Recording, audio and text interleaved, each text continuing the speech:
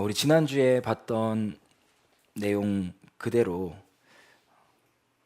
한 천사가 한밤중에 나타나서 양떼를 지키고 있는 목자들에게 큰 기쁨의 소식을 전합니다. 이 큰 기쁨의 소식을 키워드로 정리하면 세 가지 정도가 될 거예요. 먼저 표시할 키워드는 그리스도 주님이라고 하는 키워드입니다. 우리가 주님의 천사 이러면 그 주님이 여호와 하나님을 가르치는 거거든요. 여기서 그리스도 주님이라고 표현한 것은 그리스도로 오신 하나님이다라는 말이에요. 그리고 두 번째 키워드는 갓난아기입니다. 갓난아기. 그리고 세 번째 키워드는 구주예요. 구주, Savior. 천사가 전하는 큰 기쁨의 좋은 소식은 무엇인가? 그리스도 주님께서 갓난아기가 되셔서 우리를 구원하신다라는 것이 천사가 전한 좋은 소식입니다. 다시요. 하나님께서 갓난아기가 되셔서 우리를 구원하신다라는 말이 성경에서 이야기하고 있는 좋은 소식, 복음입니다. 한 단어 한 단어 생각해 보면 숨막히는 단어들이에요. 하나님께서 갓난아기가 되셔서 우리를 구원하신다. 이 복음이 선포된 이후에 이 복음의 의미를 전하기 위해서 한 천사와 함께 수많은 천사들이 동원됩니다. 이 하늘 가운데 천사들의 군악대가 자리를 잡으면서 노래하기 시작했어요. 그 노래의 내용이 이거였습니다. 이 복음의 의미를 선포하는 거예요.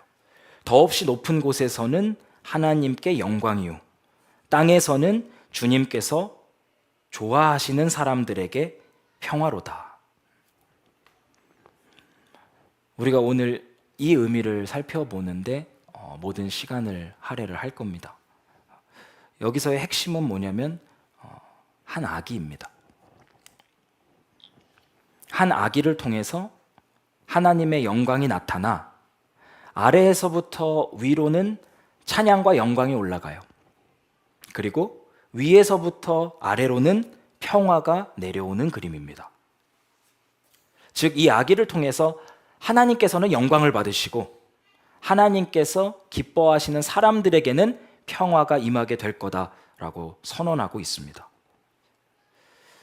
우리가 이 영광과 평화의 내용을 살펴보기 전에 여기 수식하고 있는 단어 하나를 볼게요.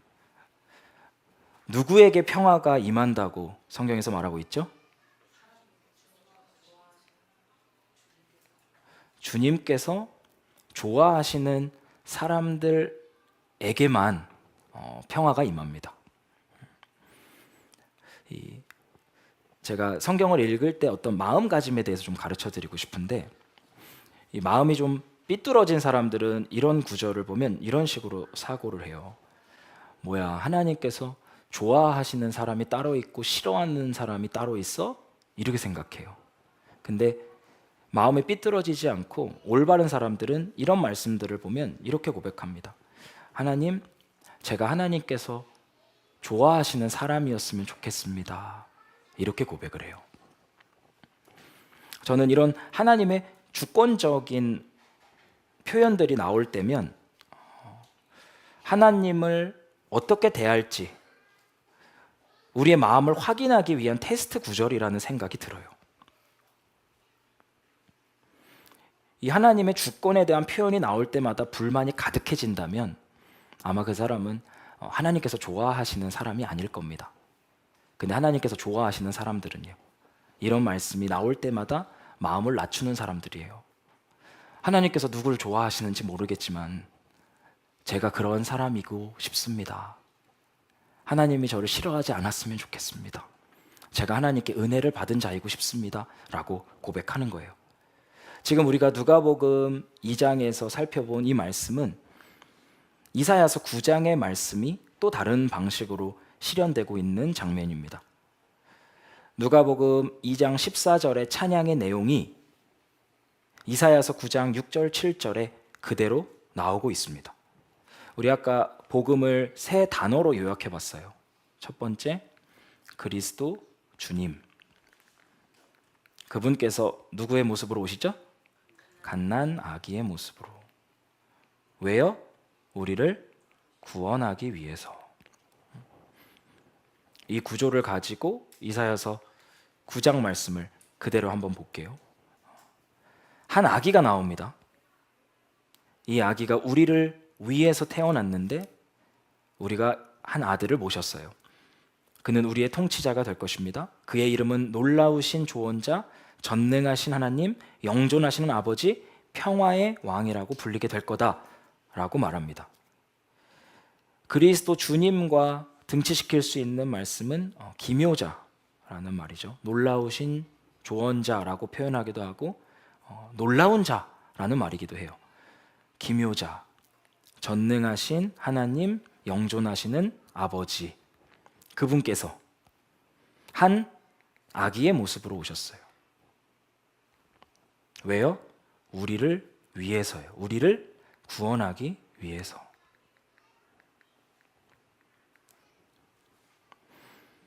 그리고 나서 이어지는 단어가 평화의 왕이라고 하는 단어입니다.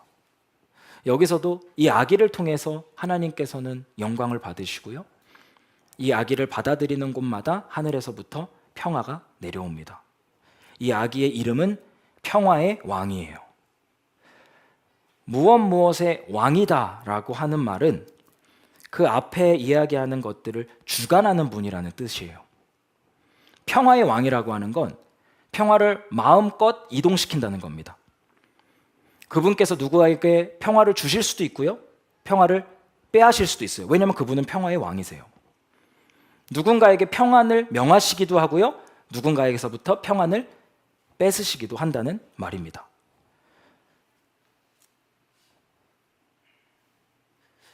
요한복음에 이런 말이 나옵니다. 평안을 너희에게 끼치노니 곧 나의 평안을 너희에게 주노라. 이런 말씀 해보신 적 있으세요? 나의 평안을 너에게 준다. 저도 주고 싶어요. 근데 일단 나도 평화가 없어. 그래서 못 줘요. 이건 누가 할 수 있는 말이냐면 평화의 왕만이 하실 수 있는 말씀이에요. 나의 평안을 너희에게 준다. 이 평안은 세상이 주는 것과 같지 않다. 그러니 너희는 마음에 근심하지도 말고 두려워하지 말아라. 사도 바울은 예수님을 평화 그 자체라고 표현해요. 그리스도는 우리의 평화이십니다. 우리가 만왕의 왕이다라고 하면 왕들을 통치하는 왕이다라고 표현하는 것처럼 평화의 왕이다라는 말은 평화를 주관하시고 통치하는 분이 예수님이시다라는 말과 같은 말입니다. 그분께서 평화를 확장시켜 나가는 방식이 나타나는데 7절이에요. 그의 왕권은 점점 더 커지고 나라의 평화도 끝없이 이어질 것이다. 그분의 평화는요, 그분의 왕권 없이 확장되고 이어지지 않습니다. 어떻게 이어지냐면 그분의 왕권이 점점 더 커지는 곳에서만 그분의 평화도 점점 더 확대되는 거예요. 그분의 왕권과 평화는요, 서로 정확히 비례합니다. 그분이 왕으로 통치하시고 높임받으시는 곳에는 평화가 있고 그분이 통치하지 않으시고 높임받지 않는 곳마다 평화가 없습니다. 누가복음 2장 14절 말씀, 이사야서 9장 6절 7절 말씀을 정리하면 이렇게 요약할 수 있어요. 2000년 전 베들레헴에서 태어난 아기를 나의 구원자요 주님이요 왕으로 받아들이고 존귀하게 여기고 높이는 곳에는 평화가 있다, 이 말입니다.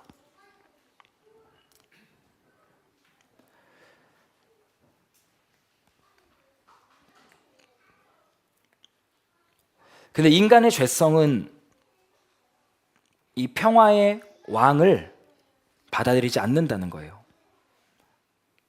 우리가 평화의 왕이다라고 표현했죠. 이 둘을 분리하고 싶어 해요. 나는 평화를 원합니다.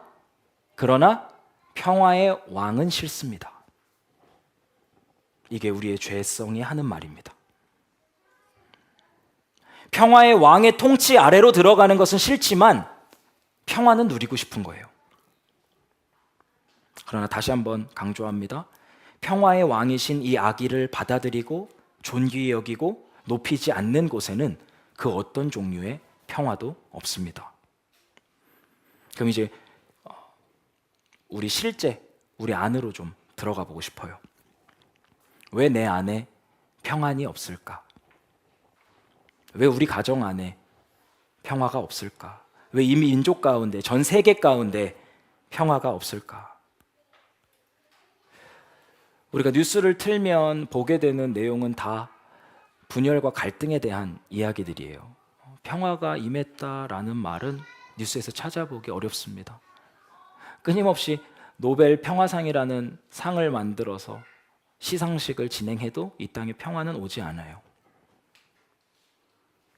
이제 여러분들은 그 이유를 성경을 통해서 알게 됐습니다.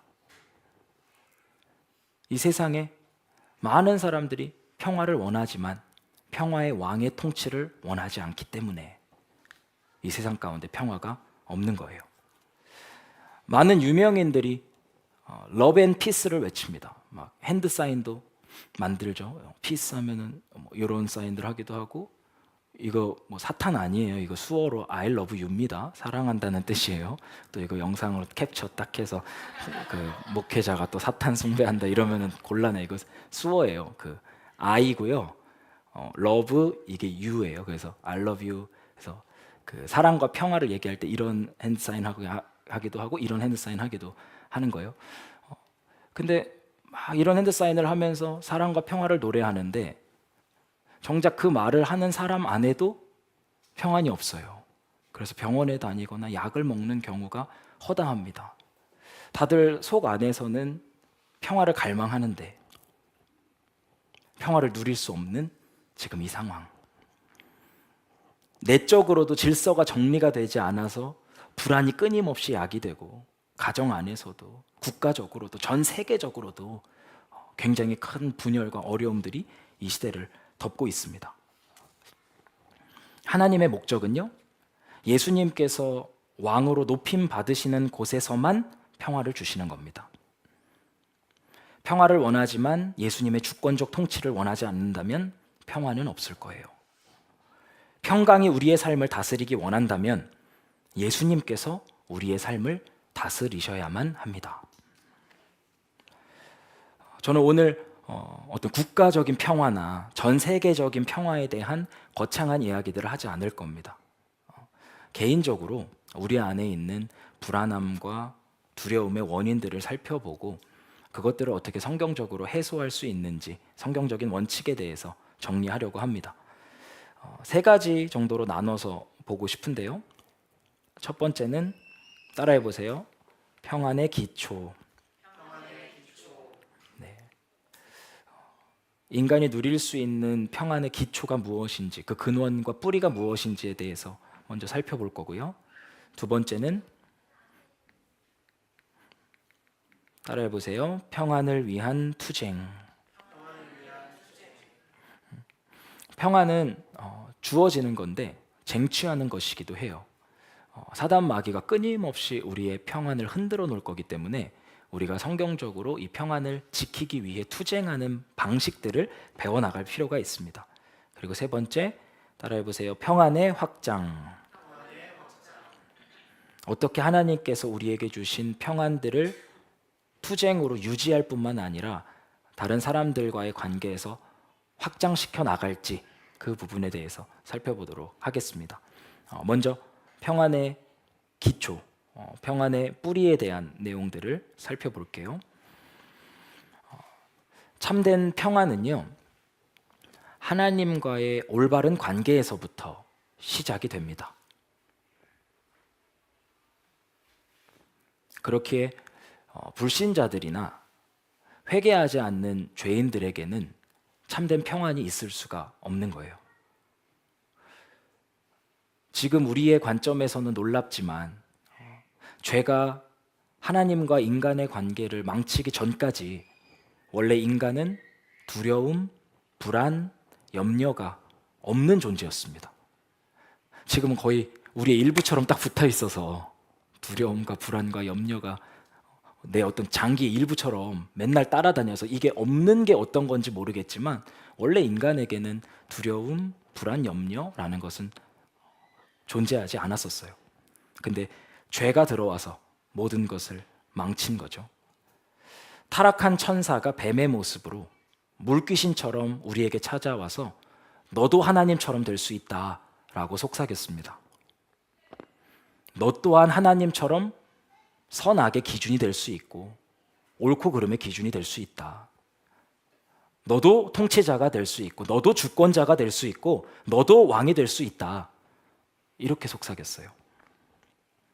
그리고 아담과 하와가 이 말에 혹해서 하나님을 대적하고 반역하는 무리의 일부로 합류하게 된 겁니다. 하나님께서 주권적으로 통치하시는 이 세상에서 그분의 원수이자 대적이자 반역자로 살게 된다는 것은 우리 영혼 안에 깊은 두려움과 불안을 기본값으로 설정하는 일이 되어버렸습니다. 그때부터 인간이 두려워하고 불안해하고 근심 걱정으로 가득한 존재가 돼버린 거예요. 이 근원적인 두려움에서부터 모든 두려움이 파생되었습니다. 근데 오늘 누가복음에서 큰 기쁨의 좋은 소식이 선포되는데 그 소식이 뭐냐면 하나님께서 극악무도한 반역자 무리를 용서하기 위해서 자기 아들을 이 땅 가운데 보내셨다라는 것입니다. 우리는 이 아들을 통해서 하나님과 더불어 평화를 누리며 참된 평안을 얻을 수 있습니다. 로마서 4장 25절에서부터 5장 1절까지 말씀 여러분들이 한번 읽어주세요. 시작.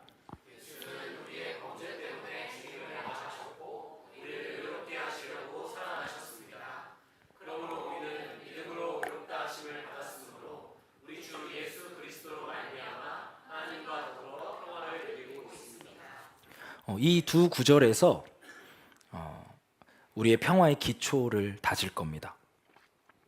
이 구절에 따르면 우리가 하나님과 평화, 화목을 누릴 수 있는 방법이 무엇인지가 잘 나타나요. 첫 번째 키워드는 뭐냐면 예수 그리스도로 말미암아입니다. 여러분들도 한번 성경책에 밑줄 그어 보시겠어요? 예수 그리스도로 말미암아.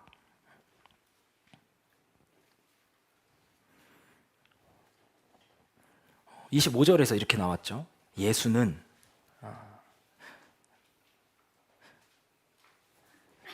그 하나님을 경외하는 어떤 그 의식 수준들을 높여가기 위한 방법 중에 하나가 뭐냐면 이건 이제 성경에 표기되어 있는 거지만 우리가 예수님에 대해서 이야기할 때 예수라고 부르지 않는 것부터 시작하는 게 좋은 방법이에요. 예수님이라고 부르세요. 이 언어가 개념을 만들거든요. 근데 그냥 예수 하면 우리가 한국어에서는 존칭이 아니잖아요. 예수님이라고 자꾸 불러야 돼요. 그래서 저도 이 번역된 책들을 볼 때 보통 하나님이라고 쓰거든요. 하나님이. 근데 저는 꼭 읽을 때 깨서라고 읽어요. 일부러. 왜냐면 계속 내가 쓸 수 있는 최고의 존칭들을 하나님께 드림으로써 그 하나님을 경외하는 수준들을 높여가기 위함이거든요.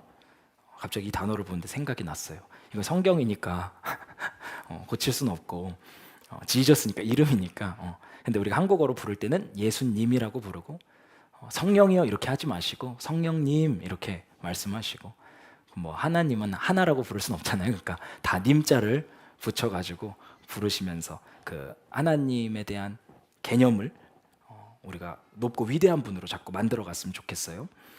예수는 우리의 범죄 때문에 죽임을 당하셨고 우리를 의롭게 하시려고 살아나셨습니다.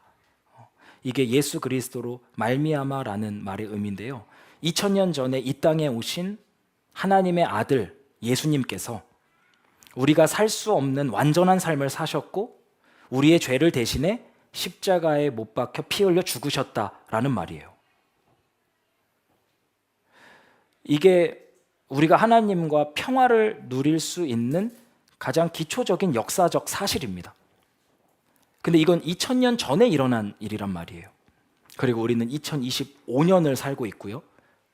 2025년을 살아가고 있는 내가 2000년 전에 일어난 이 역사적 사건과 연관이 있는 사람이 되려면 무엇이 필요한가? 그게 믿음으로라는 단어입니다. 2000년 전 예수님의 삶과 죽음을 현재 나와 연결시키는 정해진 방법이 바로 믿음이에요. 성경은 믿음을 통해서 우리가 그분과 연합할 수 있다라고 말합니다. 연합한다라는 것은 쉽게 얘기하면 하나가 된다라는 거예요. 우리가 예수님을 믿을 때 그분과 연합해, 그분과 하나가 되고 한 영이 돼서 우리가 지금까지 저질렀던 수많은 반역죄들은 예수님께로 전가시키고 예수님께서 삶으로 획득한 온전한 의로움은 우리에게로 전가된다라는 말이에요. 그렇게 예수 그리스도를 말미암아 믿음으로 하나님께서는 우리를 더 이상 반역자가 아니라 자신의 아들이신 예수님처럼 여기게 된 것입니다. 여기 여러분이 있고요. 여기 예수님이 있어요. 여러분은 2025년을 살아가고 계고 있고 예수님은 2000년 전에 십자가 위에서 죽으셨죠. 이 두 사건을 연결시키는 매개체는 믿음이에요. 우리가 예수님을 믿을 때 예수님과 연합돼요. 하나가 돼요. 그 말의 의미는 우리가 가지고 있었던 죄에 대한 죽음을 예수님께서 대신 죽으셨다는 말이고 그분께서 삶으로 획득하신 의는 이제 내 것이 됐다라는 말이에요. 그걸 통해서 하나님께서 우리를 보실 때 예수님처럼 보시는 겁니다. 그렇게 우리가 하나님의 아들이 되는 거예요. 왜냐하면 우리가 하나님 앞에서 예수님처럼 보이게 됐으니까요. 이게 복음입니다. 우리의 자격이 아니라 우리의 의가 아니라 예수님의 자격으로 의롭게 되고 예수님의 자격으로 그분의 자녀가 될 수 있다는 소식. 하나님께서는 저의 과거의 반역함과 현재의 부족함에도 불구하고 우민아 너는 완전히 의롭다라고 선언하시고 더 나아가서 너는 영원히 내 아들이다라고 말씀하십니다. 우리는 이렇게 복음을 통해서 하나님과의 관계를 바로잡을 수 있고 내적이고 영적인 참된 평화를 얻을 수 있게 된다라는 것입니다. 그럼 여기서 우리가 조금 더 나갈게요. 하나님 앞에서 의롭게 되고 하나님의 자녀가 된다라는 말 안에 어떠한 약속들이 담겨져 있는가? 이제 더 이상 우리가 하나님의 원수로 대적자로 불안해하지 않고 살아가도 되는 건 알겠어요. 그럼 우리에게 주어지는 새로운 약속은 무엇인가? 라는 것을 보는 것이 여러분의 평안을 누리는 데 큰 도움이 됩니다. 로마서 8장 31절 32절 말씀입니다. 그렇다면 이런 일을 두고 우리가 무엇이라고 말할 수 있겠습니까? 하나님이 우리 편이시면 누가 우리를 대적하겠습니까? 예수님을 믿음으로 그분과 연합해서 죄 용서받고 의롭게 되고 그분의 자녀가 된 사람들은 이제 특권을 누리게 되는데 가장 큰 특권이 뭐냐면 하나님과 같은 편을 먹게 되는 겁니다.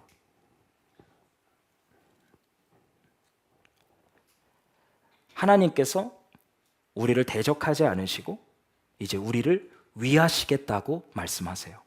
정우민, 이제부터 너는 나와 같은 편이다. 넌 우리 편이다. 그리고 그렇기 때문에 이제 내가 너를 위해서 일할 것이다 라고 말씀하시는 거예요. 우리 날 자녀라 하시네 라는 찬양, 그 영어 가사를 보면 이렇게 되어 있습니다. You are for me, not against me. 하나님께서 나를 위하시고 대적하지 않으십니다 라고 말하는 거예요. 그리고 동시에 이런 약속을 주세요. 자기 아들을 아끼지 않으시고 우리 모두를 위하여 내주신 분이 어찌 그 아들과 함께 모든 것을 우리에게 선물로 거저주지 않으시겠습니까? 우리도 누군가한테 어떤 우리 마음들을 표현할 때, 야, 내가 너한테 이것까지 했는데 그거 못하겠니? 이런 말들 하거든요. 내가 너한테 여기까지 했는데 이거 못하겠어? 하나님께서 우리에게 그런 식으로 말씀하시는 거예요. 내가 너한테 내 하나밖에 없는 독생자 아들까지 줬는데 그거보다 못한 것들 너한테 안 주겠니? 자기 아들을 아끼지 아니하시고 우리 모두를 위하여 내주신 분이 어찌 그 아들과 함께 모든 것을 우리에게 선물로 거저주지 않으시겠습니까? 왜 그런지는 모르겠어요. 왜 하나님께서 우리에게 이렇게 잘해주시는지, 왜 우리를 이렇게 선대해 주시는지 모르겠지만 하나님께서 우리에게 아들도 주시고 아들보다 못한 우리에게 필요한 모든 것들을 넘치게 부어주시겠다고 약속하고 계십니다. 그리고 이 약속의 정점이에요. 우리가 알거니와 하나님을 사랑하는 자, 곧 그의 뜻대로 부르심을 입은 자들에게는 모든 것이 합력하여 선을 이루느니라. 아멘. 여러분들이 한번 선포해 주시겠어요? 시작.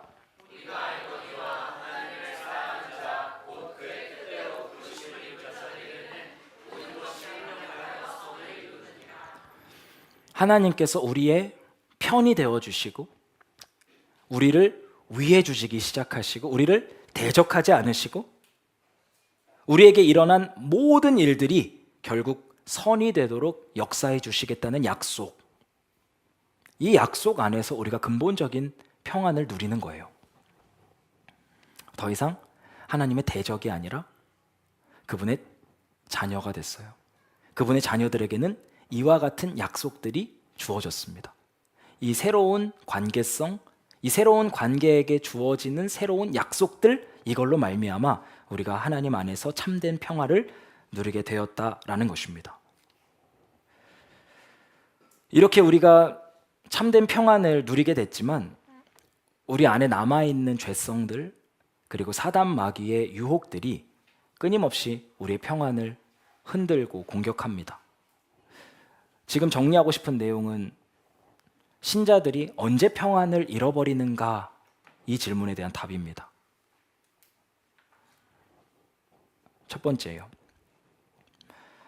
내 삶에 대한 통제 욕구가 커질 때 우리는 평안을 잃어버립니다. 다른 말로 하면 하나님보다 더 소중히 여기는 우상들이 우리의 보좌를 차지하게 될 때, 내 죄된 욕망과 집착이 커지기 시작할 때 우리는 평안을 잃어버립니다.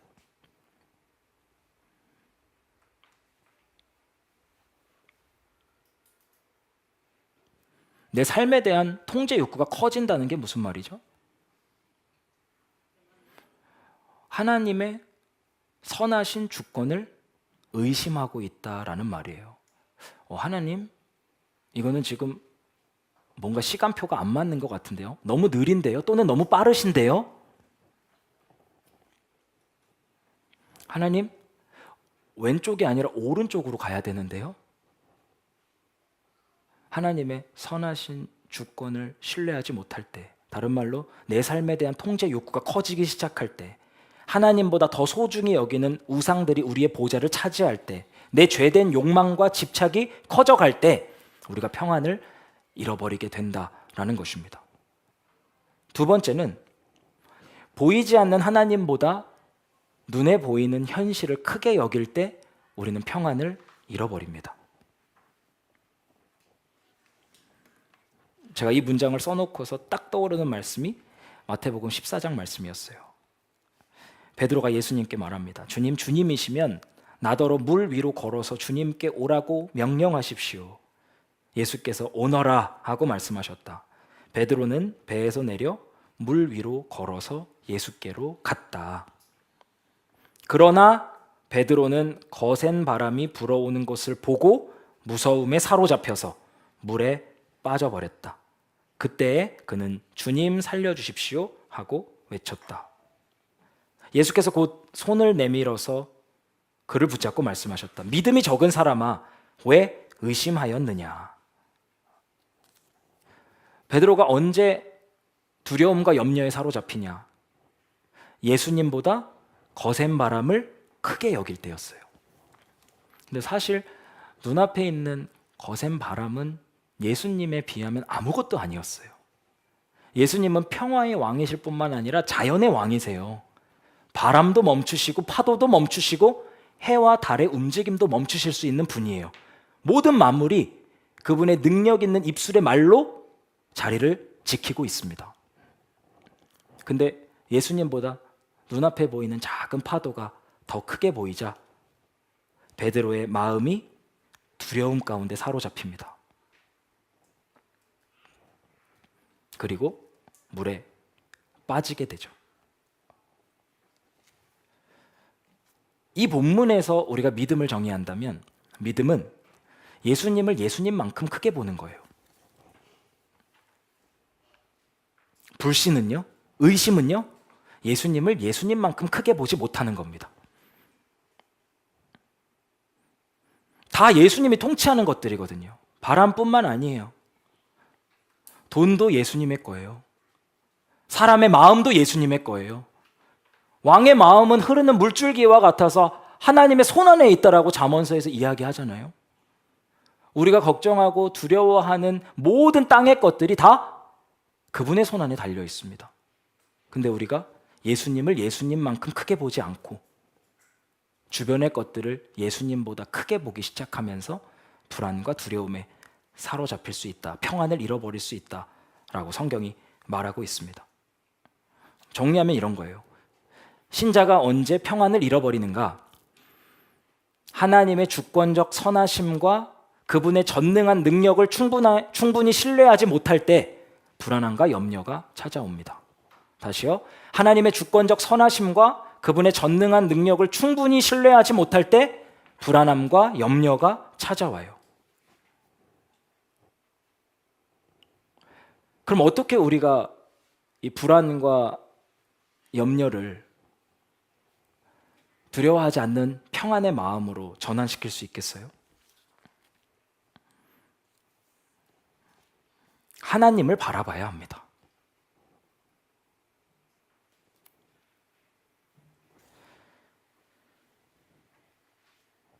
골로새서 3장 15절 말씀이에요. 그리스도의 평강이 너희의 마음을 주장하게 하라. 이 평강을 찾으라는 적극적이고 능동적인 명령입니다. 여러분들 한번 읽어보실래요? 시작.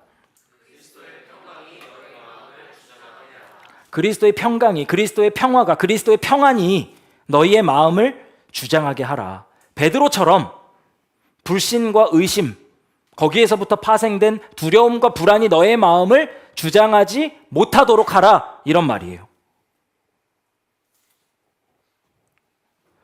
어떻게 그리스도의 평강이 우리의 마음을 주장하게 할 수 있는가? 우리가 아까 1번에서 정리했던 진리를 끊임없이 상기하는 겁니다.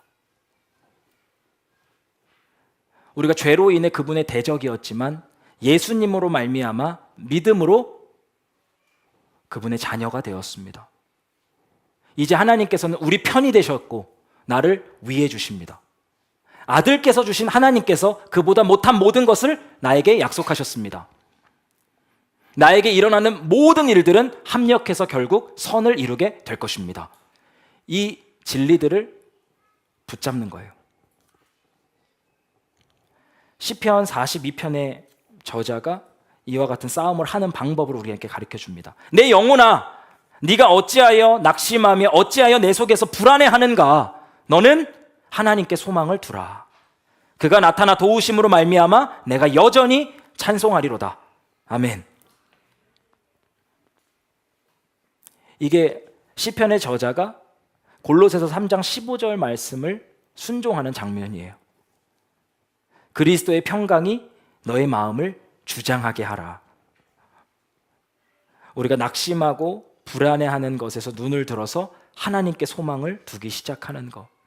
우리가 하나님께 소망을 두기 시작할 때 그분이 나타나 도우실 것이고 그 도우심으로 말미암아 문제가 해결될 것이며 우리는 여전히 그분을 찬양하는 자리에 서 있게 될 거다. 이 하나님을 향한 절대적인 믿음이 필요합니다.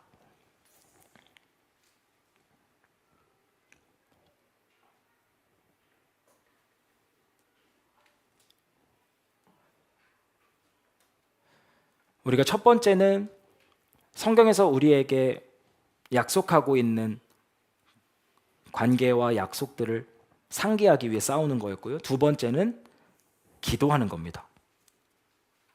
이게 우리가 염려와 싸우는, 평안을 위해 싸우는 두 번째 방식이에요. 여러분들이 한번 6절, 7절 한번 읽어주세요. 시작.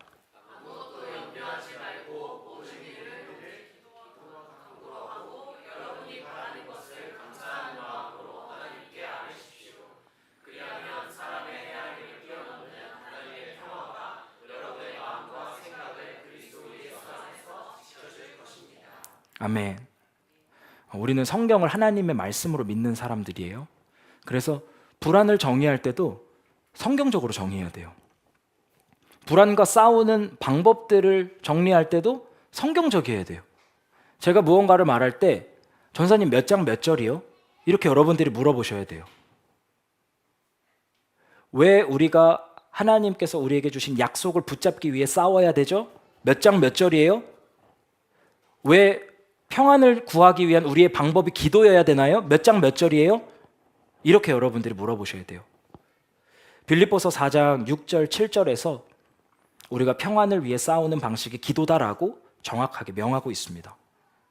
그러니까 성경적이지 않은 방식들로 평안을 추구하면서 내 삶에 평안이 없다라고 한탄하시고 원망하시면 안 됩니다. 제가 금요일날 말한 것처럼 세상 사람들은 명상을 통해서 평안을 찾으려고 해요. 제가 왜 명상을 안 하냐? 성경에서 말하고 있지 않은 방법이라서 안 해요. 요가를 하고 명상을 해서 우리 자신의 이 내면의 소리들을 쫙 가라앉히면 평안이 임할 거라고 하는 그 사람들의 말을 믿지 않아요. 제가 금요일 날 설명드렸잖아요. 명상 한번 해보실래요? 눈 한번 감아보세요. 진짜로요. 눈 감아보세요.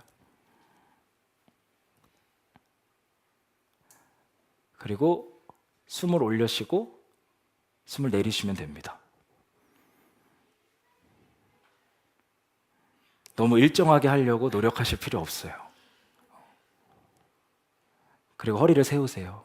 근데 내가 너무 허리를 세워야 된다고 생각하는 생각에 빠질 것 같으면 그 생각을 하지 마세요. 제가 들었던 그 명상 유튜브 영상에서 이렇게 가르치더라고요. 숨을 쉬되 숨에 신경 쓰지 말고 허리를 피되 허리를 너무 신경 쓰지 않으면, 그리고 계속 그렇게 집중하다 보면 우리의 내면이 평안해질 거다. 저는 이걸 뭐라고 생각하냐면 우리의 영혼을 무방비 상태로 만드는 거라고 생각을 해요.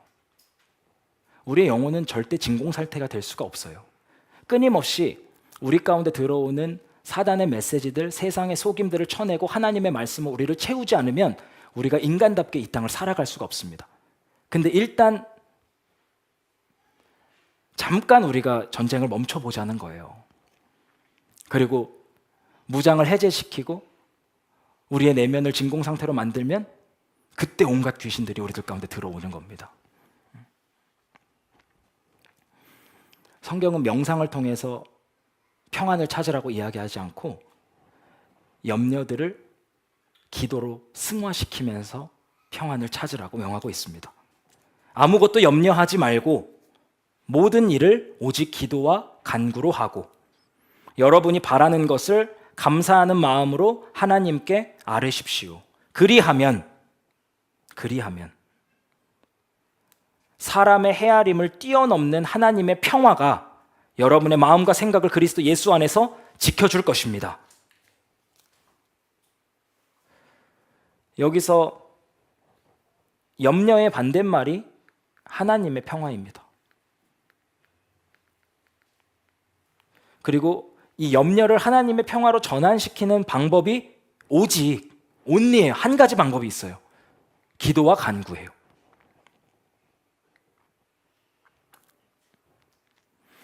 핵심이 되는 단어는 사람의 헤아림을 뛰어넘는입니다.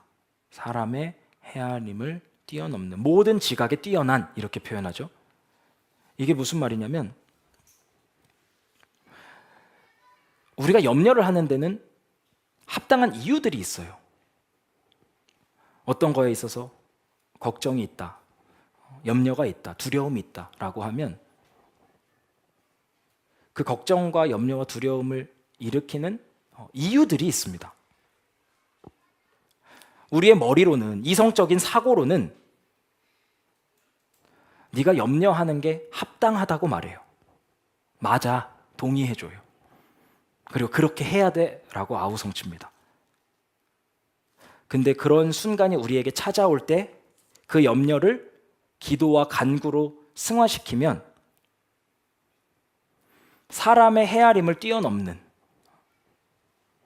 이성적인 사고로는 염려를 하는 게 맞지만 사람의 헤아림을 뛰어넘는, 이성을 초월하는 하나님의 평안이 우리들 가운데 찾아와서 우리의 마음을 지켜줄 거라고 이야기합니다.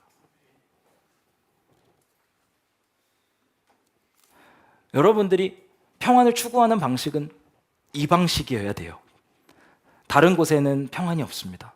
평화의 왕께서 우리의 평안을 유지시켜 주시는 방식으로 염려할 때마다 기도와 간구를 하라고 말씀하고 계세요.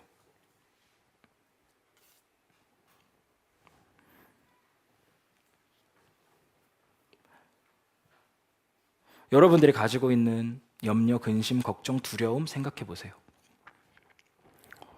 이유가 있습니다. 합당해요. 주변 사람들에게 말해보세요. 동의한다 그럴 거예요. 공감한다 이럴 겁니다. 근데 우리가 그럴 때 우리 염려를 살아계신 하나님께 기도와 간구로 올려드리기 시작하면 우리의 이성을 초월하는, 우리의 지각을 뛰어넘는 초자연적인 하나님의 평안이 우리에게로 찾아와서 우리의 마음을 지켜주실 거래요. 하나님의 평화가 여러분의 마음과 생각을 지켜줄 것입니다. 우리가 계속해서 신자로서 살아갈 수 있도록 우리를 인도해 줄 거다라고 명하고 있는 겁니다.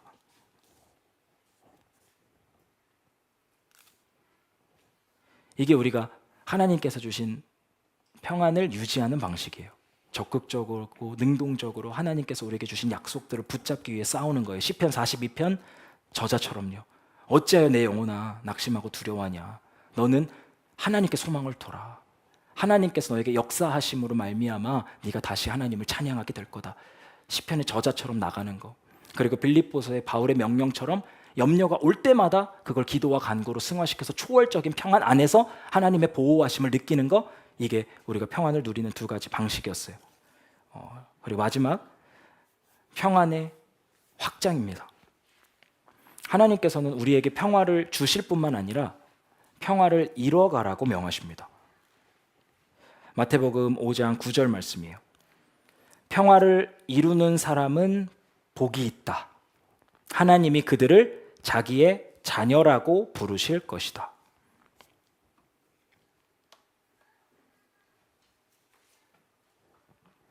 하나님의 자녀들의 특징은 뭐냐면 자신이 누리고 있는 이 평화를 확장시켜 나가는 사람들이에요. 평화의 왕이신 예수님께서 이 땅에 평화를 완성시켜 가시는 과정이 있어요. 그분께서 아기의 몸으로 이 땅에 오셔서 기쁜 소식을 사람들 가운데 전해주십니다. 그래서 그 아기를 받아들이고 높이는 곳마다 그 마음 가운데 평안이 임하고 그 평안을 누리는 사람들의 공동체가 교회예요. 교회는 하나님 나라입니다. 하나님께서 그렇게 복음을 통해서 평화의 나라를 확장시켜 나가시고 예수님께서 이 땅에 다시 오시면서 이 땅 가운데 영원한 평화의 나라를 완성시키시는 거예요. 우리는 그분이 올 때까지 평화를 누리고 평화를 확장시켜 나가는 그런 부르심을 받은 사람들입니다. 우리가 이 평화의 사람으로서 평화를 확장시켜 나갈 때 가장 먼저 주의해야 될 게 있어요. 첫 번째 뭐냐면 따라해 보세요. 타협은 평화의 적이다. 우리는 타협을 통해서 평화를 이루려고 할 때가 너무나 많습니다. 타협이란 건 순간의 평화, 찰나의 평화를 위해서 참되고 견고한 평화를 놓치는 어리석음을 범하는 거예요. 예수님께서 이렇게 말씀하십니다. 너희는 내가 세상에 평화를 주려고 온 줄로 생각하지 말아라. 평화가 아니라 칼을 주러 왔다. 나는 사람이 자기 아버지와 맞서게 하고 딸이 자기 어머니와 맞서게 하고 며느리가 자기 시어머니와 맞서게 하려고 왔다. 사람의 원수가 자기 집안 식구일 것이다. 나보다 아버지나 어머니를 더 사랑하는 사람은 내게 적합하지 않고 나보다 아들이나 딸을 더 사랑하는 사람도 내게 적합하지 않다. 또 자기 십자가를 지고 나를 따르지 않는 사람도 내게 적합하지 않다. 분명히 예수님께서는 평화를 이루는 사람이 하나님의 자녀라 일컬음을 받게 될 거라고 하셨는데 전사님, 이 두 가지가 모순되는 말씀 아닌가요? 예수님이 평화가 아니라 칼을 주러 오셨다고 말씀하시는데요. 이 말의 의미는 이런 거예요. 평화를 이루기 위해서 진리를 타협하지 말라는 겁니다. 다른 말로 하면 평화의 왕의 통치 밖에서 평화를 찾지 말라는 거예요. 처음에 살펴본 진리로 표현하자면 평화의 왕이신 예수님을 받아들이고 존귀히 여기고 높이지 않는 곳에서 평화를 이루려고 하지 말라는 것입니다.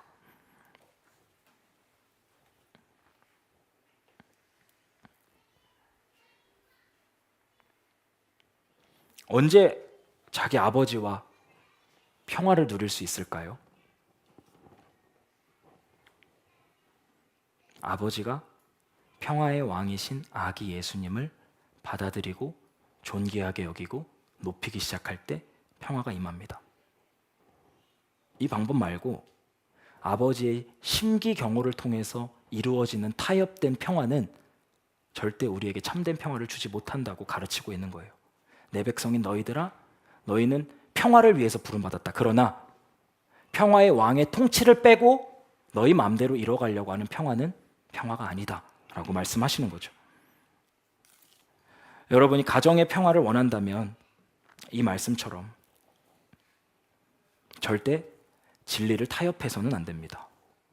모든 신앙적인 의무들을 타협하고 가족들의 심기경호를 한다고 해서 평화가 오지 않아요.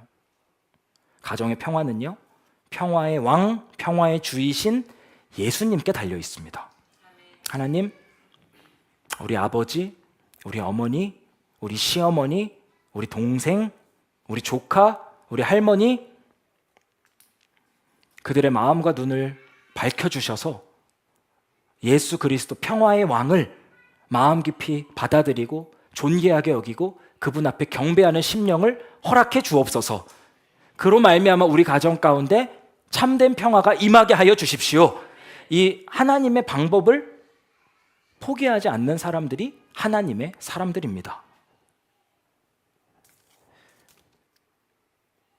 타협은 평화의 적이고요. 두 번째, 겸손은 평화의 친구입니다.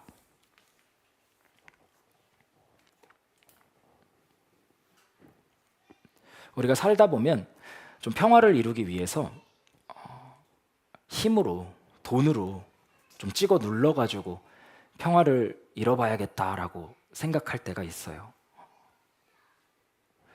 그것은 예수님께서 정하신 방식이 아닙니다. 우리 예수님 당시에 그 로마를 부를 때 팍스 로마나라고 불렀어요. 로마에 의해서 평화가 유지되는 시대다라는 건데 로마가 어떻게 전 세계의 평화를 유지했냐면 힘으로 한 거예요. 힘으로. 근데 예수님께서는 그와 같은 방식이 아니라 하나님 나라의 논리로 평화를 이뤄가라고 말씀하십니다. 우리가 평화를 이뤄가는 방식은 예수님과 같이 겸손한 희생과 섬김을 통해서예요. 아니, 우리가 어떻게 겸손하게 섬기는 사람이 될 수 있을까요? 1번 진리가 중요해요. 내가 하나님의 은혜로 아무 값 없이 용서받고 구원받은 자라는 사실에 놀라고 감격해야 됩니다. 이것 말고는 우리를 겸손하게 섬기는 종으로 만드는 논리가 세상에 존재하지 않아요. 어떻게 우리가 겸손하게 섬기는 사람이 되는가? 하나님께서 나를 값없는 은혜로 구원하셨다라는 그 사실에 놀라고 감격해야 됩니다. 존 파이퍼 목사가 자기 의에 대해서 이렇게 표현하는 것을 본 적이 있어요. 내가 용서받았다라는 사실에 놀라고 감격하지 않는 것이 바로 자기 의이다. 놀라고 감격하지 않는 게 뭐죠? 그냥 당연하게 생각하는 거예요.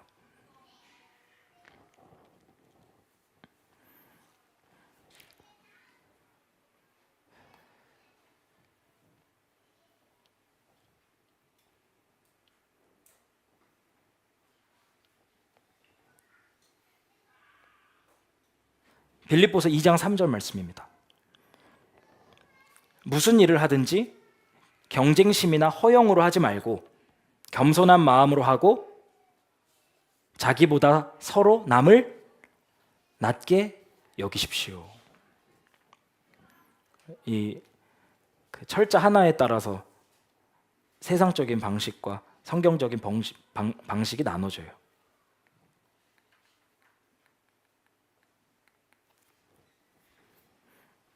하나님은 지읒을 쓰세요? 시옷을 쓰세요? 시옷을 쓰십니다. 근데 우리의 어떤 죄성은요, 자꾸 지읒으로 가요. 자기보다 남을 자꾸 낮게 여기고 자꾸 무시하려고 하는 마음이 우리들 가운데 있단 말이에요. 근데 우리가 하나님께서 우리를 값없이 용서하셨다는 그 사실에 충격을 받고 놀라고 감격한다면 겸손한 심령으로 다른 사람을 나보다 낮게 여기게 됩니다. 낮게 여기다라는 거를 이렇게 설명하면 편해요. 이 사람이 내 섬김을 받을 만한 가치가 있다고 여기는 겁니다. 이 사람의 실제 가치가 어떠하든지와 상관없어요.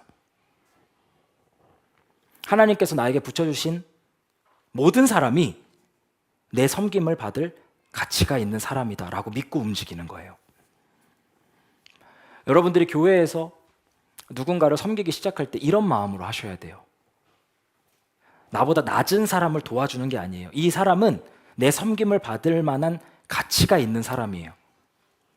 그래서 우리가 최선을 다해서 섬기는 겁니다. 제가 종종 말씀드리지만 우리가 열심히 섬기다가 성도 한 명 이렇게 나갔다고 해서 배신당했다, 상처받았다 이런 말 하지 말라 그랬잖아요. 그 사람은 우리의 섬김을 받을 만한 가치가 있어서 우리가 열심히 섬긴 겁니다. 그리고 그에 대한 보상은요, 마지막 날에 하나님께서 우리에게 행해 주시는 거예요. 잘했다, 착하고 충성된 우민아, 네가 작은 일에 충성됐기 때문에, 네가 가치 없는 너를 구원한 나의 은혜에 감격해서 사람들의 가치를 따지지 않고 그 사람들을 섬겼던 그 시간들에 대해 내가 칭찬한다.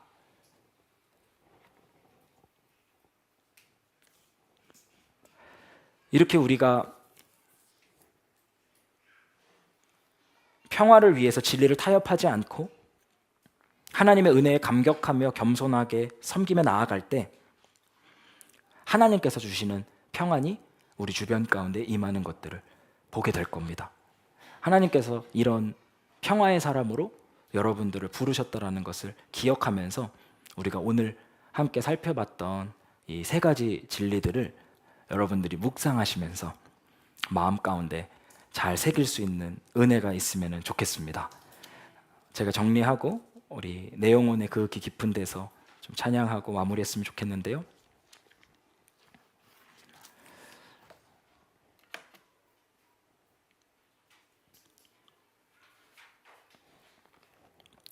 반주해 주시고요.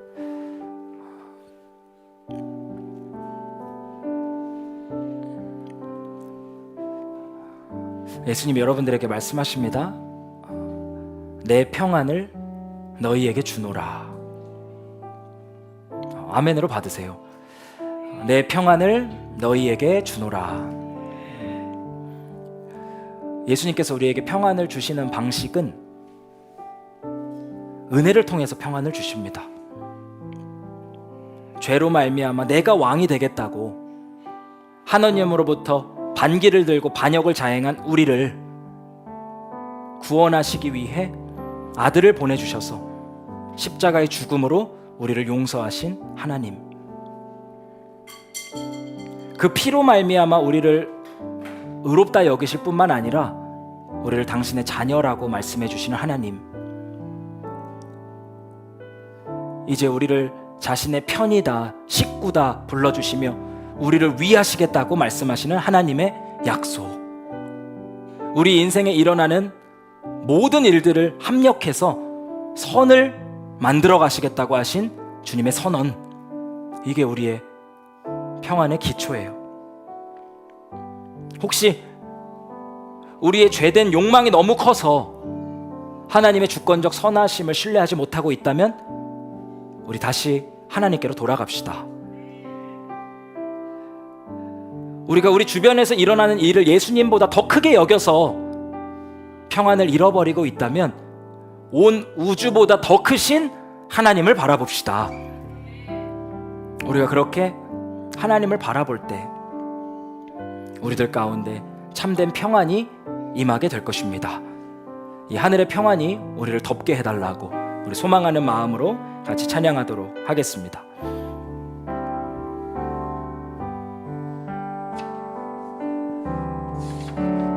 내 영혼의 그 깊은 데서 맑은 가락이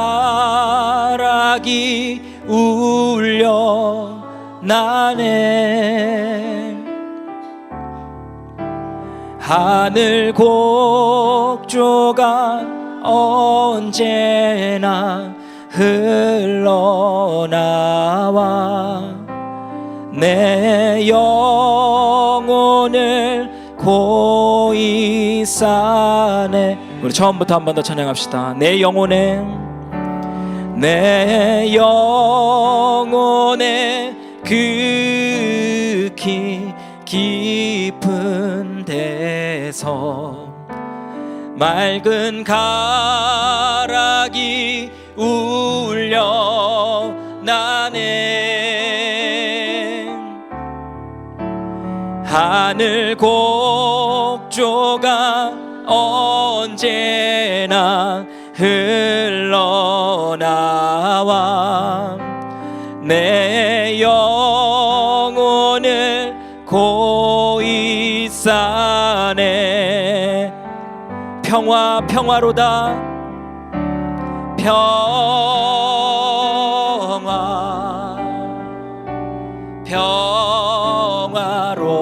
평화로다. 하늘 위에서 내려오네.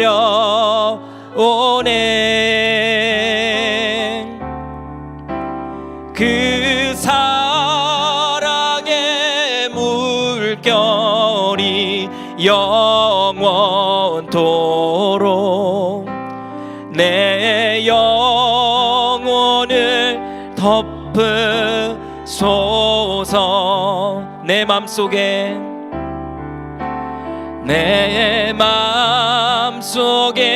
솟아난 이 평화는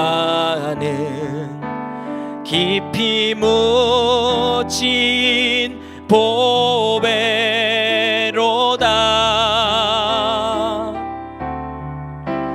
나의 보화를 캐내어 가져갈 자 그 누구랴 안심이. 우리 3절 찬양하겠습니다. 내 영혼의 평화가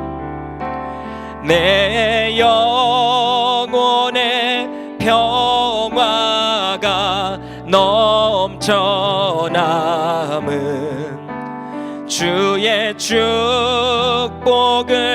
받음이라.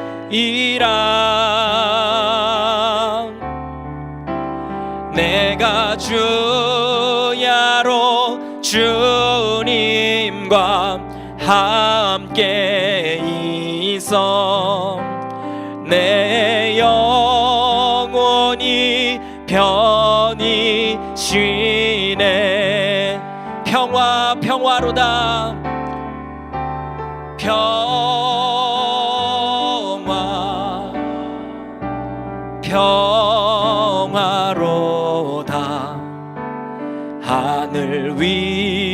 위에서 내려오네.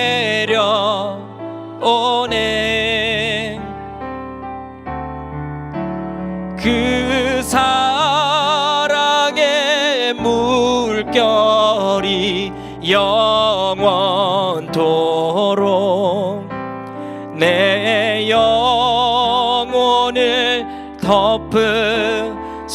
우리 마지막 4절 찬양하겠습니다. 이 땅 위 험한 길 가는 동안, 이 땅 위에 험한 길 가는 동안 참된 평화가 어디 있나.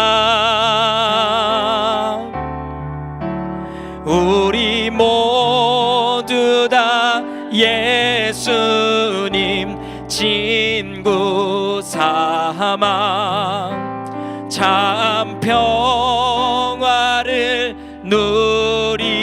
누리겠네. 우리 선포합시다. 평화, 평화로다. 평화,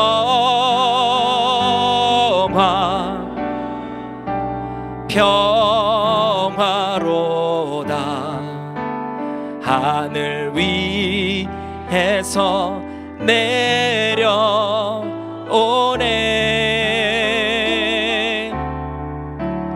그 사랑의 물결이 영원토록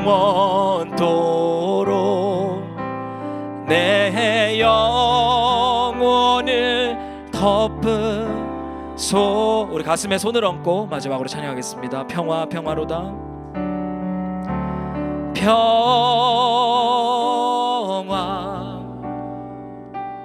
평화로다. 하늘 위에서 내려오네.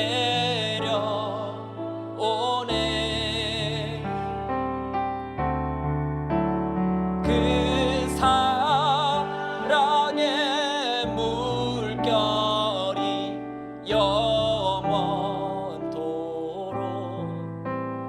내 영혼을 덮으소서.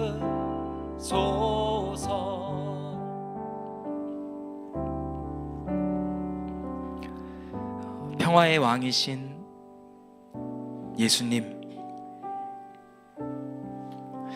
우리가 예수님의 통치를 원합니다. 예수님께서 내 삶의 주인으로, 왕으로 좌정하셔서 마음껏 통치하시고 나에게 평안을 주세요. 내가 하나님의 대적으로 살면서 두려움과 불안 가운데 살았던 지난 시간들을 뉘우치고 회개하며 돌이킵니다. 하나님, 아들을 통해서 우리의 죄를 용서하시고 우리를 의롭다 하시고 우리를 당신의 자녀라고 말씀하셨으니 우리가 그 은혜를 기쁨으로 받아들이고 평안을 누리게 하여 주시옵소서. 사단 마귀의 공격에도 우리에게 전달해 주신 이 진리를 놓치지 않을 수 있도록 붙잡아 주시고, 우리가 여러 가지 근심 걱정 가운데 빠질 때마다 하늘에 계신 하나님을 바라보고 여호와께 소망을 두며 나아가는 당신의 백성 되게 하여 주시옵소서. 근심, 염려, 걱정이 우리를 사로잡을 때마다 우리 하늘 아버지께 기도하고 간구할 수 있도록 도와주시고, 그때마다 약속하신 것처럼 인간의 이해를 초월하는 참된 평화를 우리들 가운데 부어주셔서 우리의 마음을 지켜주세요. 우리가 다른 길로, 헛된 길로, 죄악된 길로 빠지지 않을 수 있도록, 근심과 걱정과 두려움 가운데 죄 짓는 삶을 살아가지 않을 수 있도록 우리를 지켜주시기 원합니다. 그 약속을 이루어 주옵소서. 그렇게 하나님, 우리가 하나님께서 주시는 평화를 누리고 평화를 확장하는 사람들 되기를 원합니다. 화평케 하는 자는 하나님의 아들이라 일컬음 받는다 말씀하셨으니 제가 그 자리에 있게 하여 주시옵소서. 겸손한 섬김이 저를 규정하는 말이 될 수 있게 도와주세요. 스스로를 높이고자 하는 마음, 자기 의가 저에게서 떠나갈 수 있도록 도와주시고, 겸손하게 사람들을 섬길 수 있도록 예수님께서 그렇게 행하셨던 것처럼 저도 예수님 따라할 수 있도록 은혜 베풀어 주세요. 이 사람이 나한테 도움을 주냐 안 주냐 이런 거 생각하기 전에 섬기기에 충분한 가치가 있는 사람이다 여기면서 하나님 바라보고 나아가는 주의 백성들 될 수 있도록 도와주세요. 그렇게 우리가 평화를 누리고 평화를 전하고 평화를 만들면서 평화의 왕께서 다시 오실 것을 준비할 수 있도록 역사하여 주시옵소서. 그렇게 주님을 찬양합니다. 감사드리며 예수님의 이름으로 기도드립니다. 아멘.